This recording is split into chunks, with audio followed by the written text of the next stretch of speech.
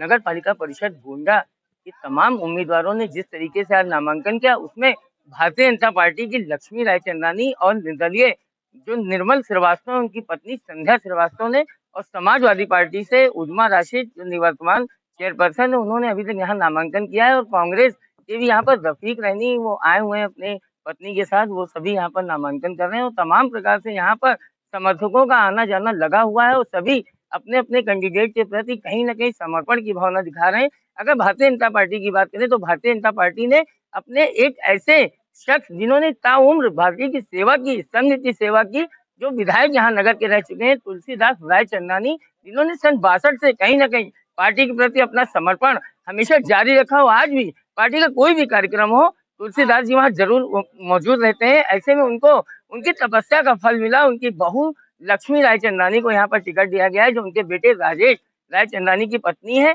और वहीं अगर निर्मल श्रीवास्तव की बात करें तो निर्मल श्रीवास्तव जो एक बड़ा चेहरा कहीं ना कहीं, अगर हिंदुत्व की बात करें, चूंकि बीजेपी का नाम लेते ही कहीं ना कहीं राम और कृष्ण की आस्था का सवाल यहाँ, चूंकि जिस तरीके से भारतीय जनता पार्टी हमेशा राम को देश की आस्था मानती रही है, हमेशा राम को एक आस्था का प्रतीक मानते हुए भारत की आत्मा मानती रही है। ऐसे में भारतीय जनता पार्टी जहां हिंदुत्व के तमाम मुद्दे को लेकर चल रही है, वहीं हिंदुत्व की अगर बात करें तो निर्मल श्रीवास्तव एक बड़ा चेहरा यहाँ गोंडा में है, जिन्होंने पिछले चुनाव में जीत भी हासिल की है निर्दलीय, और कहीं ना कहीं भारतीय जनता पार्टी को उन्होंने पटकनी भी दी है। ऐसे में फिर उनका टिकट भारतीय जनता पार्टी से काट दिया गया है और एक समर्पित कार्यकर्ता को दिया गया। फिलहाल अभी जिस तरीके से निर्मल श्रीवास्तव अपनी पत्नी संध्या के साथ यहाँ पर नामांकन करने आए थे, वे फूट फूट कर रोने लगे। उन्होंने कहा कि उनके साथ नाइंसाफी हुई है। उन्होंने भारतीय जनता पार्टी संगठन के खिलाफ गंभीर आरोप भी लगाए। उन्होंने कहा कुछ लोग ऐसे संगठन में हैं जो जानबूझकर कहीं ना कहीं कॉन्स्पिरेसी करके, षड्यंत्र करके उनका टिकट काटने का काम जिन्होंने किया है। और कहीं ना कहीं अगर देखा जाए तो योगी मोदी को उन्होंने अपना आदर्श तक बताया। उन्होंने कहा कि वे उनसे अलग नहीं है। उन्होंने कहा 5 साल उन्होंने पार्टी की सेवा की और कहीं जब देखिए तब उनको केवल यही एहसास होता था कि इस बार उनको भारतीय जनता पार्टी से चुनाव लड़ने का अवसर मिलेगा, लेकिन चूंकि उनका टिकट काट दिया गया, ऐसे में अब वे पीछे हटने वालों में नहीं है। और अगर बागी की बात करें तो बिल्कुल ये बात तय है कि निर्मल श्रीवास्तव जिस तरीके से अपनी पत्नी का नामांकन करा के गए हैं, वे यहाँ पर चुनाव लड़ेंगे। अब चुनाव इतना रोचक होता जा रहा है कि ये चुनाव त्रिकोणीय होने से कोई नहीं रोक सकता है। अब इसमें देखना यह है कि भारतीय जनता पार्टी योगी मोदी मैजिक पर ये सीट हासिल कर पाती है, या निर्मल श्रीवास्तव पिछले चुनाव की तरह भारतीय जनता पार्टी के बीच में एक बड़े ब्रेकर के रूप में आके खड़े हो जाते हैं और तीव्र गति से आगे बढ़ जाते हैं, या फिर इसका सीधा लाभ समाजवादी पार्टी की जो प्रत्याशी है उजमा राशिद, उनको दोबारा मिलता है।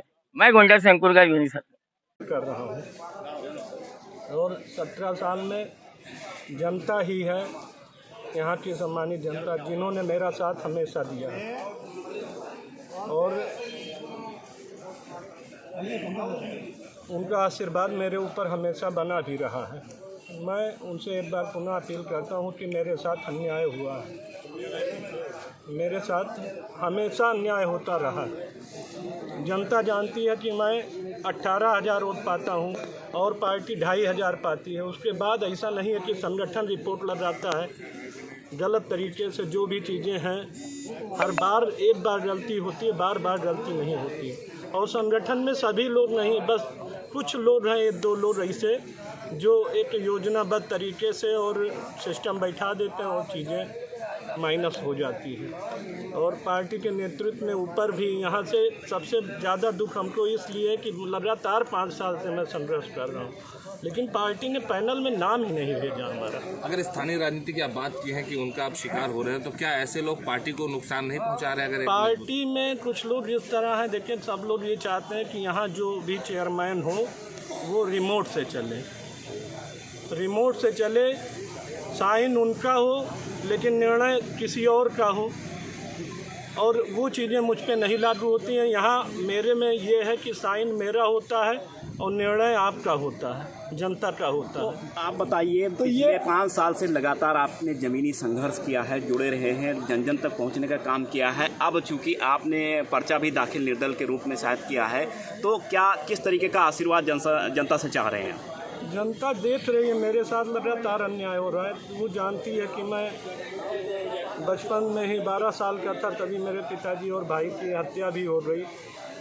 और जनता जानती है मुझे हमेशा पिता और भाई की कमी कभी महसूस नहीं हुई।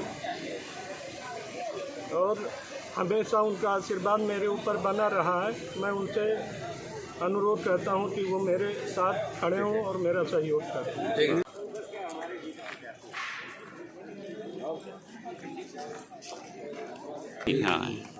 चलो चाय में आ जाइए, चाय में आ जाइए।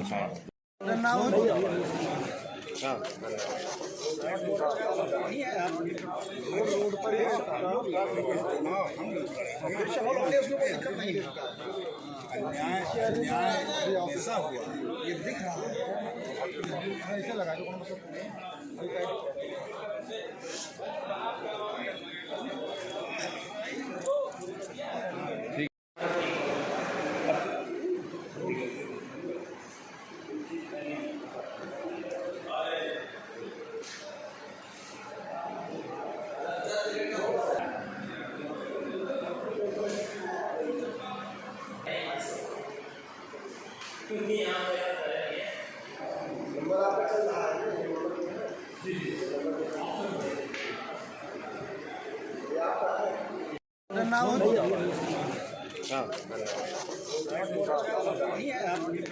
रोड पर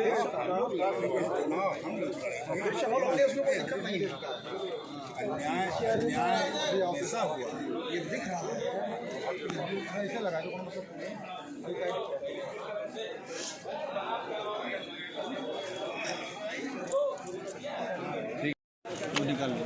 ठीक है।